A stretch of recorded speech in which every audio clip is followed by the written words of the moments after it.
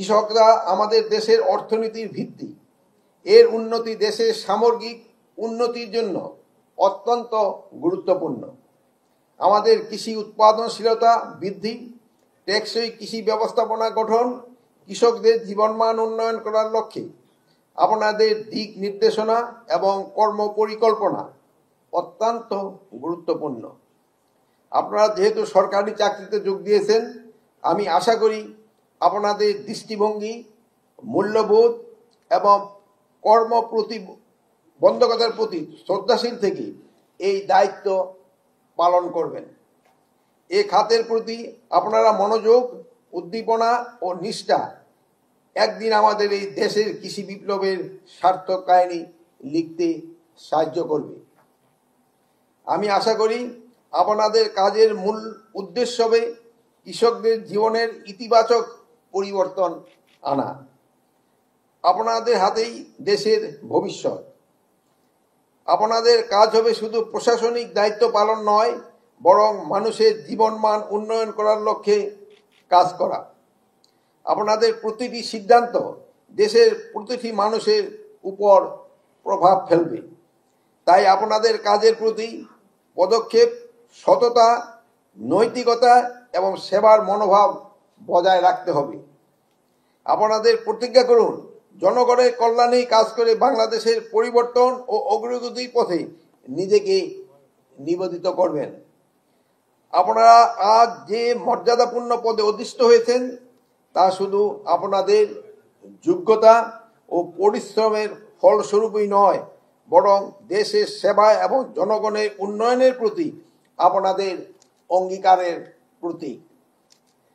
আপনাদের সামনে নতুন দায়িত্ব, চ্যালেঞ্জ এবং সুযোগ অপেক্ষা করছে। দায়িত্বের প্রতি ভালোবাসা, সততা এবং কঠোর পরিশ্রমই আপনাদের সত্যিকার সাফল্যের চাবিকাঠি। প্রিয় কর্মকর্তাবৃন্দ, জনসেবার মর্ম উপলব্ধি করুন। সরকারি চাকরিতে জনগণের প্রতি দায়বদ্ধতার স্থান সর্বাগ্রে। সেক্ষেত্রে কৃষিক্ষেত্রে নিয়োজিত কর্মকর্তাদের ভূমিকা অতি গুরুত্বপূর্ণ, কেননা আমাদের কৃষি বিভাগের ক্লায়েন্ট এবং গ্রাহক হচ্ছে কৃষক, কিষানি ভাই বোনেরা, যারা আমাদের সমাজের সবচেয়ে গুরুত্বপূর্ণ কিন্তু অবহেলিত শ্রেণী। তাই প্রজাতন্ত্রের একজন কর্মচারী হিসাবে আপনারা গ্রাহক তথা কৃষককুলকে যথাযথ মর্যাদা প্রদান করতে হবে। জনগণের প্রদত্ত ট্যাক্সের টাকায় আপনাদের বেতন হয়। প্রজাতন্ত্রের একজন কর্মচারী হিসাবে এই সত্যটি সর্বদা অন্তরে ধারণ করবেন। একজন প্রকৃত সেবক হিসাবে সাধারণ জনগণ তথা কৃষকদের সমস্যা গভীরভাবে অনুধাবন করতে হবে। যথাযথ সমাধানের জন্য কাজ করতে হবে। কৃষিখাতকে আধুনিক প্রযুক্তির ব্যবহার, গবেষণার ফলাফল কৃষকদের দ্বার গোড়ায় পৌঁছে দিতে হবে। প্রতিটি পদক্ষেপে নৈতিকতা বজায় রাখতে হবে। স্বচ্ছতা ও জবাবদিহিতা আপনাদের প্রতি জনগণের আস্থা তৈরি করবে। আপনারা অফিসে আসা প্রতিটি কৃষক যেন তাদের সমস্যা সমাধানের জন্য আত্মবিশ্বাসী হন, তা নিশ্চিত করুন। যে কোনো প্রয়োজনে কৃষক যেন নির্দ্বিধায় আপনাদের সাথে যোগাযোগ করতে পারে, সেটা নিশ্চিত করতে হবে। পাশাপাশি আমাদের নতুন জ্ঞান ও প্রশিক্ষণ গ্রহণ করতে হবে। আন্তর্জাতিক মানদণ্ড সম্পর্কে জানতে হবে। নিজেদের দক্ষতা উন্নতি করতে হবে। বর্তমানে যুগ তথ্য প্রযুক্তির উৎকর্ষতা, এই যুগে সোশ্যাল মিডিয়ার গুরুত্ব অনস্বীকার্য। সামাজিক যোগাযোগ মাধ্যম যেমন আমাদের জীবনকে সহজ করেছে, তেমনি এটিতে আমাদের পেশা এবং ব্যক্তিগত জীবনের উপরে গভীর প্রভাব ফেলেছে। একজন সরকারি কর্মকর্তা হিসেবে সামাজিক যোগাযোগ মাধ্যম ব্যবহারে আপনাদের বিশেষ দায়িত্বশীল হতে হবে। সামাজিক যোগাযোগ মাধ্যমে আপনাদের উপস্থিত যেন সব সময় পেশাদারিত্ব হয়। আপনারা পোস্ট, মন্তব্য এবং শেয়ার করা তথ্যের মাধ্যমে আপনারা পেশাদারিত্বের প্রতিফলন হতে হবে। পাশাপাশি সরকারি কর্মকর্তা হিসাবে আমাদের কাছে বিভিন্ন গুরুত্বপূর্ণ সংবেদনশীল তথ্য থাকবে।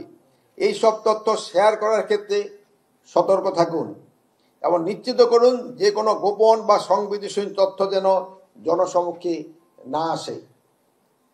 সিভিল সার্ভিসের নবীন কর্মকর্তা হিসাবে আপনাদের ওয়ার্ক লাইফ ব্যালেন্স এর বিষয়ে সর্বদা সচেষ্ট থাকতে হবে, কেননা এর মাধ্যমে একদিন যেমন পেশাগত দায়িত্ব পালন সহজ হয়, তেমনি ব্যক্তিগত পারিবারিক সম্পর্ক, বিশ্রাম, স্বাস্থ্য বিষয়েও গুরুত্ব প্রদান করা হয়।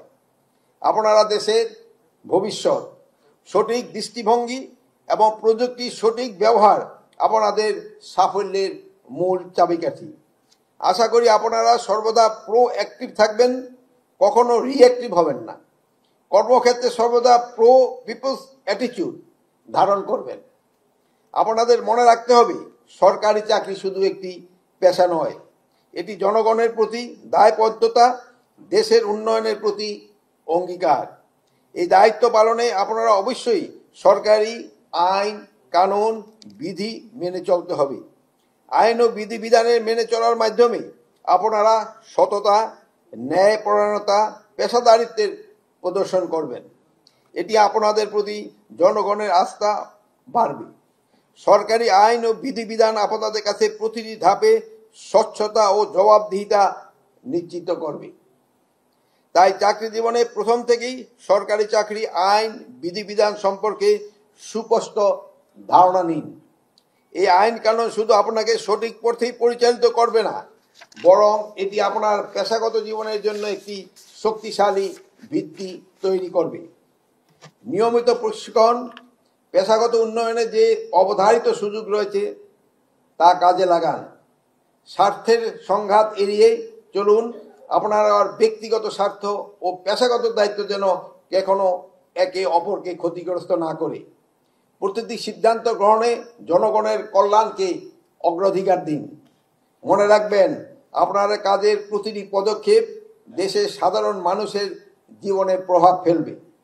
আপনাদের নিষ্ঠা, সততা, পেশাদারিত্ব দেশের উন্নয়নে নূতন দিগন্ত উন্মোচন করবে বলে আমি বিশ্বাস করি।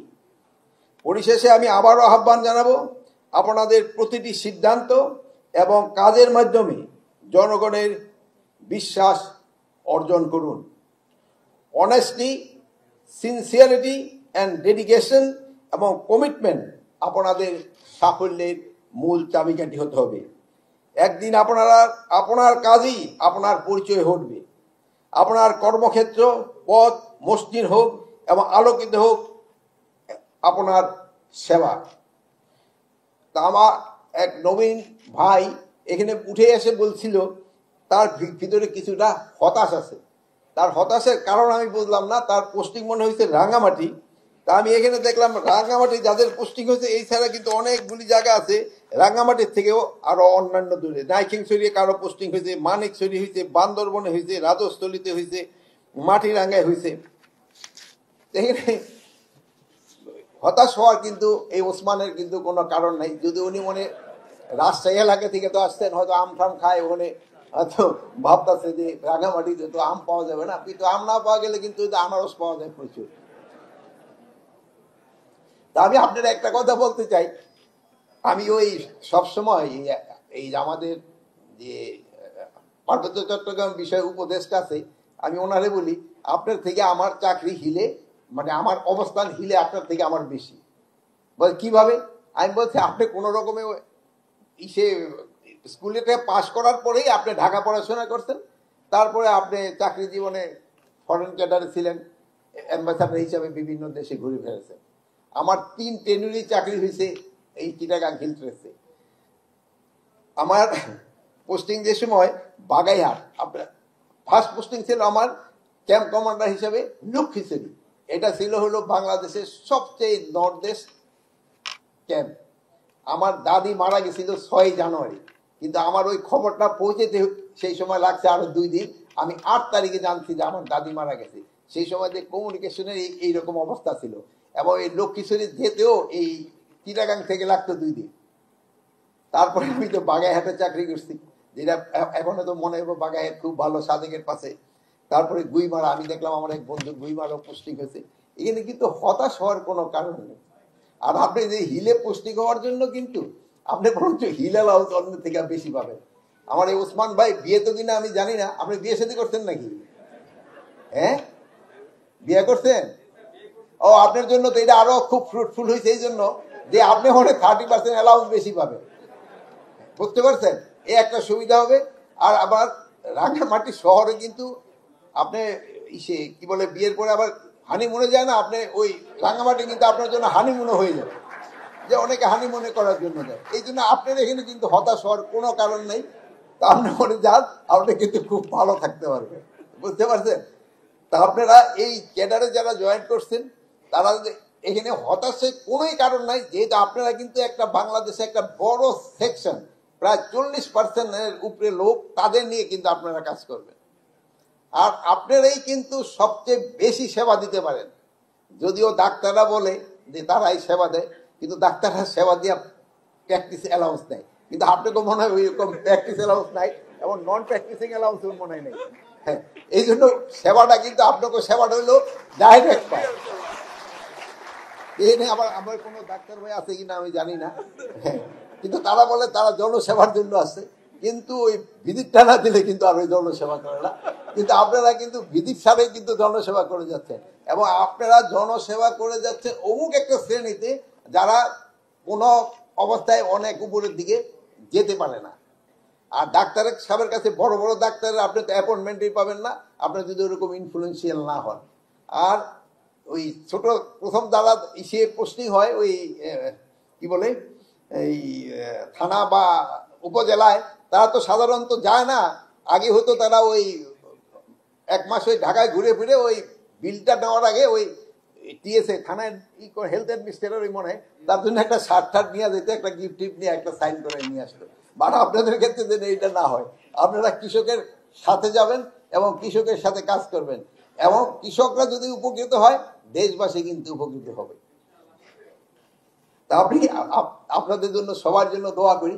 এখানে মন খারাপ করে কোনো ব্যাপার। প্লাস আপনারা কিন্তু যদি সচিব হতে চান, আপনারও কিন্তু স্কোপ রয়ে গেছে।